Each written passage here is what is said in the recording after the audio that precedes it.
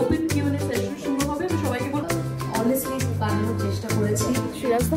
গল্পের কথা বলতে গেলে প্রথমে যখন গল্পটা আমার কাছে এলো, শোনানো হলো, আমি প্রথম কথাই বললাম যে এটা তো ফাউন্ডেশনটাই এত স্ট্রং, মানে গল্পটা সাদীপ লিখেছে, মানে স্ক্রিপ্টটা লিখেছে আর কনসেপচুয়ালাইজ করেছে অন্নপূর্ণা।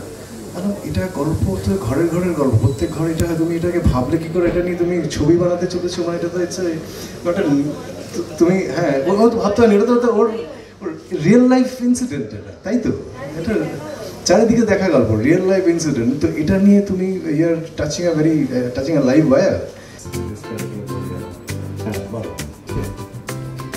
কথা আমি বলতে চাইছিলাম, ভুলে গেলাম তখন। সেটা দীর্ঘদিন চিনি এই কারণে, হয়তো আমার ফেসবুক ফ্রেন্ড এবং ওনার কাজ আমি মোটামুটি আমার জ্ঞান তো আমার মনে হয় না বাংলা ছবিতে ভাই বোনের এরকম একটা গল্প যেখানে প্রপার্টি নিয়ে একটা এত সূক্ষ্ম বিষয়, এবং অন্নপূর্ণা যেটা প্রথমেই কথাটা বললো সেটা আমার মনে হয় সব থেকে বেশি নভেল জিনিসটা। কারণ একদম নতুনভাবে একটা নতুন গল্প, অথচ বাড়িতে বাড়িতে হয়ে এসেছে, অথচ এই গল্পটা এতদিন পর্যন্ত কেন করা হলো না আমি ঠিক জানি না। কিন্তু আমার মনে হয় এটা আমার ভাগ্য যে এরকম একটা গল্পের মধ্যে একটা পার্ট হতে পেরেছি।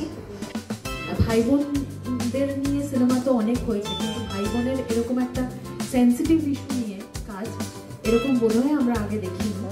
তো সেই জায়গা থেকে এটা একদম নতুন একটা চিন্তা ভাবনা, আশা করি সবার ভালো লাগবে।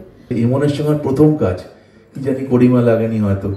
হ্যাঁ, রিতম, একটা জোরে হাততালি দেবেন এদের জন্য, এরা আমাদের গর্ব বাংলা। রূপঙ্কর আসতে পারেনি, ওর শো আছে। লগ্নজিতা লন্ডনে আছে, আর প্রসেনের শরীর খারাপ, যেটা হয় ওর। তো এই কারণে আমরা খালি তিনজনেই আছি। অত্যন্ত ভালো কাজ করেছে। রিতমের লেখা আর ইমনের গান আপনারা শুনবেন, জানাবেন কেমন লাগলো। আরও এক্সাইটমেন্টের আরও একটা জায়গা হচ্ছে রঞ্জিত মল্লিক স্যার। আমার রঞ্জিত স্যারের সঙ্গে কাজ করা, ওনার সঙ্গে একসাথে বসে থাকা, এটা যে আমার কাছে কত বড় প্রাপ্তি আমি মানে আপনাকে বলে বোঝাতে পারবো না। আপনি আশীর্বাদ করবেন। আর 3 নম্বর এক্সাইটমেন্ট হচ্ছে নান আদার দ্যান জিৎ গাঙ্গুলি। জিৎদার সঙ্গে আমার প্রথম কাজ, একজন মিউজিশিয়ানের, একজন সিঙ্গারের কাছে এটা যে কত বড় পাওয়া। ছোটবেলা থেকে হয় না কিছু কিছু বাকেট লিস্ট, একটা বাকেট লিস্টে আমার ঠিক হয়েছে যে আমি জিৎদার সঙ্গে কাজ করতে পেরেছি। অসাধারণ অ্যাক্টরের সঙ্গে কাজকর্ম করেছি। ইন্দ্রজিৎ আছে, ইনি আছেন, সমাজ আরও। তো আমি কাজ করে খুব আনন্দ পেয়েছি। আর ছবি অবশ্যই আপনারা দেখবেন, ভালো লাগলে ভালো বলবেন, খারাপ লাগলে খারাপ বলবেন না, বলে রাখলাম একদম এক পরিষ্কার।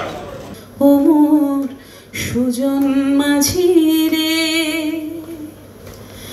ঘর ভুলাইয়া আমায় নিয়া চললি কোথা রে, ওমর সুজন মাঝি রে।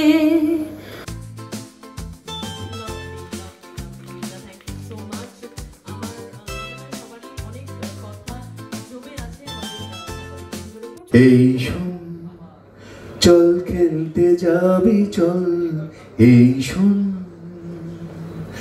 চল খেলতে যাবি চল, বানানো